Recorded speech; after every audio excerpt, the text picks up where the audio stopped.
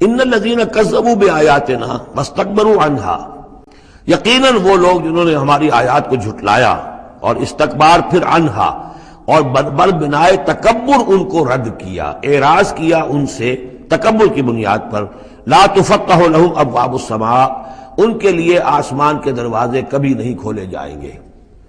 یہ کچھ اشارات ہیں قرآن مجید میں جس سے معلوم ہوتا ہے کہ جہنم اسی زمین پر ہوگی، اور ابتدائی جنت بھی یہی ہوگی، ابتدائی نزل والی جنت جو ہے وہ بھی اسی زمین پر ہوگی، اور جہنم بھی اسی زمین پر ہوگی۔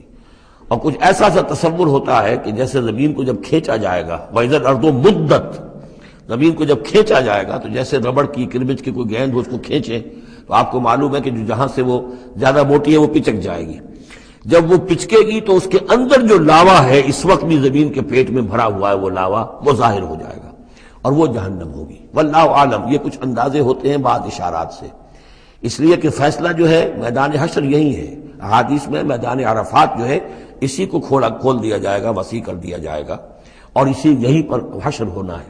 وَجَاءَ رَبُّكَ وَالْمَلَكُ صَفًّا صَفًّا، اور پروردگار بھی شان اجلال کے ساتھ نزول فرمائیں گے اور فرشتے آئیں گے فوج در فوج، اور یہیں پر حساب کتاب ہوگا۔ ابتدائی مہمان نوازی بھی جو ہے وہ یہی ہوگی، لیکن پھر یہ کہ اہل جنت اپنے مراتب کے اعتبار سے اور اوپر کی جنتوں میں چڑھتے چلے جائیں گے۔ لیکن ظاہر بات ہے یہ لوگ جو ہے یہ یہیں کہ یہیں رہ جائیں گے۔ لا تفتح لهم ابواب السماء، ان کے لیے آسمان کے دروازے کھولے ہی نہیں جائیں گے۔ ولا يدخلون الجنۃ، اور وہ جنت میں داخل نہیں ہوں گے، حتی یلج الجمل فی سم الخیاط، یہاں تک کہ اونٹ گزر جائے، گھس جائے سوئی کے ناکے میں۔ اسے کہتے ہیں تعلیق بالمحال۔ نہ یہ ممکن ہے کہ سوئی کا ناکا اتنا بڑا ہو جائے کہ اونٹ گزر جائے، یا اونٹ اتنا چھوٹا ہو جائے کہ سوئی کے ناکے میں داخل ہو جائے، نہ ان کفار کے جنت میں داخل ہونے کا کوئی امکان ہے۔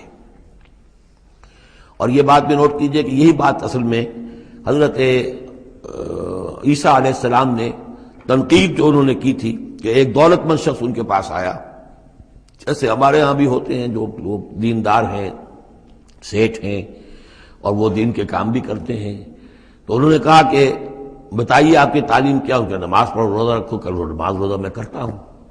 اچھا اپنے غریبوں کے اپنے مال میں سے دو، یہ کرو وہ کرو، یہ بھی میں کرتا ہوں، آپ بتائیے اور کیا ہے؟ پھر آخر میں فرمایا حضرت مسیح نے، اچھا اپنی صلیب اٹھاؤ اور میرے ساتھ چلو۔ یعنی یہ کہ اب وہ ہے وہ جد و جہد حق و باطل کی کشاکش، یہ نیکی کے کام کرنا، دھندوں میں لگے رہنا، اور اپنے ساتھ کچھ نہ کچھ نیکی کا کام ہے، کچھ پن ہے، کچھ خیرات ہے، کچھ ثواب کے کام ہے، کوئی نماز ہے، روزہ ہے، یہ تو آسان ہے۔ لیکن یہ کہ اس کشاکش حق و باطل جو ہے اس میں لگنا، کہ جس میں پھر اندیشہ ہو کہ پھانسی بھی آ سکتی ہے، اندیشہ ہو جان بھی جا سکتی ہے، تکلیف بھی آ سکتی ہے۔